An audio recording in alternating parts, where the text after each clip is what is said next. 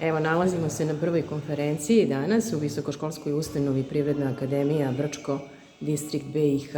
Danas je subota, 26. april 2025. Izvolite, profesore Jovičiću.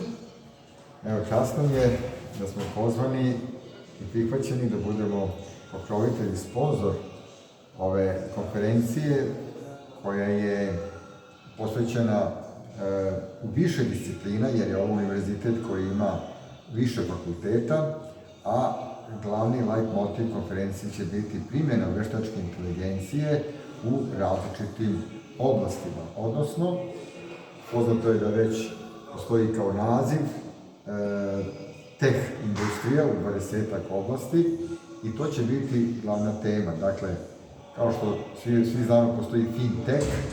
Znači, šta je fintech? To su primjena kompjutera, a sada veštačke inteligencije najviše u oblasti financija, to je fintech. Medtech je primjena kompjutera i veštačke inteligencije u medicini.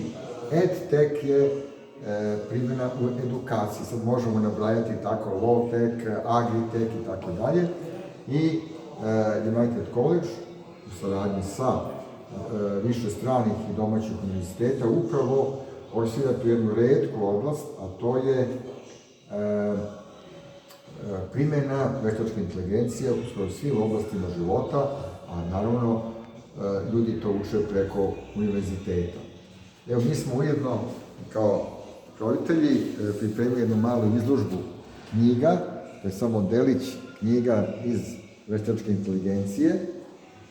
Inače, možemo se pohvaliti da bukvalno sam sebi postavio cilj da skoro svaka knjiga koja se objavi na tu temu, da je poručimo, kupimo i na neki način budemo glavni centar na ovom regionu, gdje ljudi već inače, to je tradicija United College već 30 godina, ko doktorira, ko uže se nečim bavi, onda bukvalno dolazi kod nas u našu biblioteku United College-a, da to, evo mogu sad i reći za poneko od knjiga, na primjer, evo, ovo je za one koji su skeptični, ovo je čuvena knjiga dr. Stevena Novella, Skeptični gajd u budućnosti. A ovo je vrlo popularna knjiga Mustafe Sulejmanija, koji je jedan od suosnivača DeepMinda i sada ima i svoju firmu i u Google. Dakle, Coming Way, sjajna knjiga na ovu temu. Ja uvijek forsiram mnogo i žene da ulaze u ovu oblast.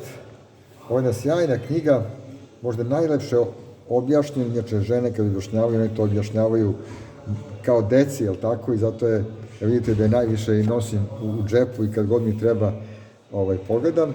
Ovo sam skupio pre par nedelja u Londonu.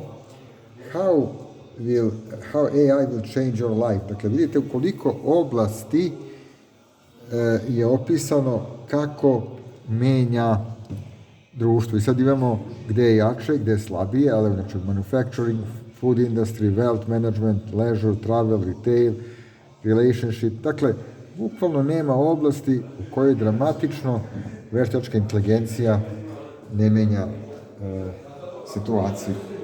Zatim,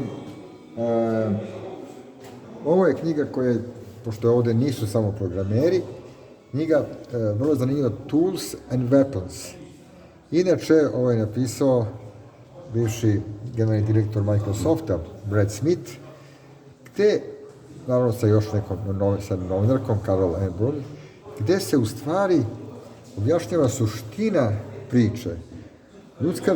Ljudi su postali ljudi, što bi se reklo, kada su pronađeni u njihovim grobnicama prvi put neki alati, tako? To nas razlikuje od životinja ili majmuna.